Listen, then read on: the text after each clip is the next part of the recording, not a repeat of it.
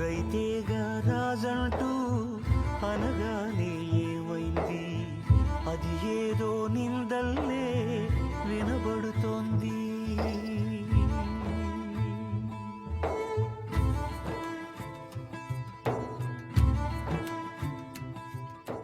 కర్నూలు జిల్లాలోని కోసిగి కౌతాలం మండలాల్లో దాదాపుగా ప్రతి గ్రామంలో 400 నుంచి 500 మంది పూర్తిగా ఇక్కడ నుంచి వలస వెళ్లారు అంటే పరిస్థితి తీవ్రత మనం అర్థం చేసుకోవచ్చు.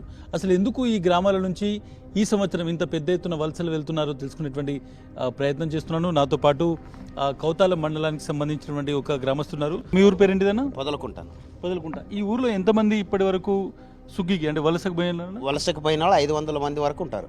పిల్లల గిల్లలు 500. ఎన్ని రోజుల నుంచి వెళ్తున్నారు వీళ్ళు? ఇప్పుడు నెల నుంచి స్టార్టింగ్ ఈ నెల నుంచి స్టార్టింగ్ అయినారు. నేను కోసిగి నుంచి అటు చింతకుంట అవన్నీ గ్రామాలు